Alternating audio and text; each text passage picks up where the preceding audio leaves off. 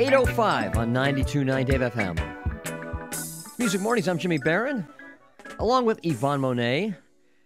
And you're hearing all about the Letterman extortion case today. He broke the news to his viewers last night that he had been the target of a $2 million extortion attempt.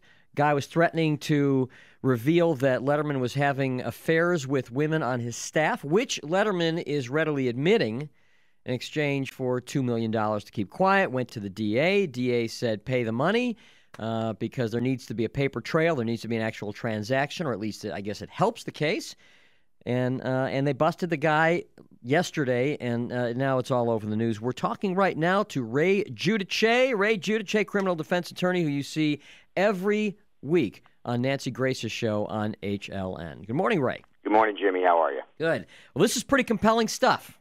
Oh, absolutely. I mean, you get in the car one morning, you've got a brown paper box with a threatening note that says, harm is going to come to you if you don't write a $2 million check. That would frighten any of us.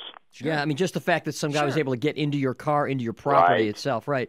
So this may be an extremely dumb question, but I do know that it's not slanderous if you say something about someone that is true. That's right. You cannot go and say someone's an alcoholic if they're not an alcoholic, but if they are an alcoholic, it's not slanderous. That's right.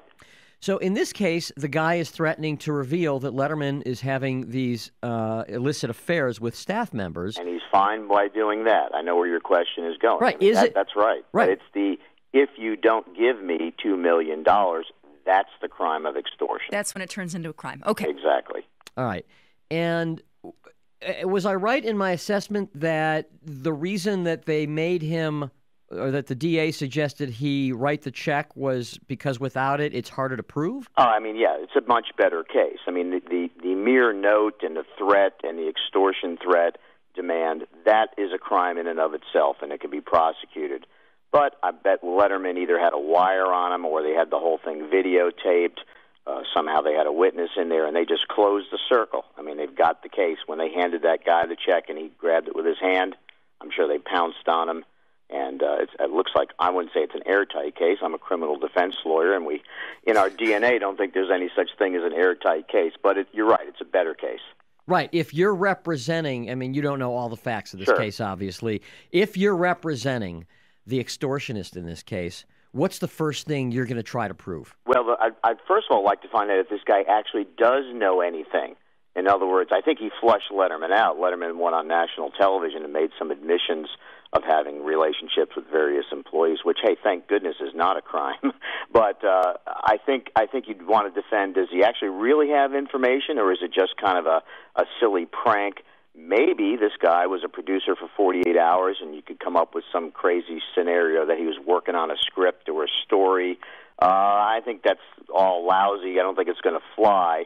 But, that's what we do on our end. We try to come up with plausible options that might at least mitigate this guy's criminal intent. We're talking to Ray Giudice, criminal defense attorney. Well, just because I don't know how much you've been able to digest since, waking up this morning, it's brand new news, but Letterman admitted that all the information in this box, in this brown paper bag, was fairly explicit and detailed about stuff that he did cop to. He's implying that the guy knew he was having an affair. Now, one other thing I want to bring up, though, you just said that it's not illegal to have an affair with someone at work. And Yvonne and I were talking about this earlier because Letterman and Yvonne and I happen to all work for the same company. Right. And I know at CBS there are very explicit, detailed guidelines as to what's appropriate and inappropriate in the workplace. You can't have sex with a subordinate unless it's above board and you're having a relationship that everybody knows about. Those are in-house rules. I mean, your company, my company, everybody's company frowns upon it strongly. But what they're really looking to do, those rules are not based on the criminal law, but based on civil exposure, sexual harassment cases, things like that. But I mean, there's absolutely no criminal crime of having sex with a fellow employee. So there's no problem there. Now, CBS may have a morals clause in Letterman's contract where that type of behavior is prohibited. I don't know if they're going to void the man's contract. I think they want to continue to make money with him. Right. But that we're talking about criminal behavior. It's not criminalized. civil exposure, lawsuits, and sexual harassment cases, that's all potential, but none of that is as surfaced at all. Sexual harassment is not a criminal offense. That's correct. Huh? That's correct. Was not aware of that. That's right. I mean, you can't do time if you sexually harass one. Right. Now, if it goes beyond that to a threat or terroristic threats or a phone harassment or something like that, those are crimes. But if you're, in your office complex and you're, making sexually, inflammatory commentary or wolf whistles or things, those aren't against the law. What if there's a quid pro quo? What if I say to a subordinate, if you want this raise, then you're going to have to sleep with me? Is that different? Totally sexual federal harassment. I mean, that's okay. But again, not a prison time case. Those are penalties, civil penalties, and those are great lawsuits.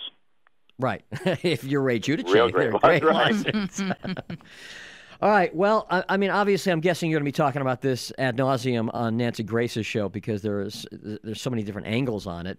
When are you going to be on the show next? I'm always on Tuesday nights, and I usually pick up one or two shows during the week as a backup. Since I'm here in Atlanta, they can get me down to the CNN Center real quick. So, but Tuesday night is my regular gig, and they usually replay the show on Saturday or Sunday night. So we'll see. Unfortunately, in the Letterman case, no one was physically harmed, and there's no missing children, and those tend to be the topic du jour for the Nancy Grace show. But if we're going to cover it, I'll be ready. Yeah, except this is a good opportunity for Nancy to get sanctimonious and high and mighty, so she'll definitely cover it. It's so unlike her to do so. Yes, isn't it? Very unlike her. All right, Ray Giudice, thanks for giving us some time.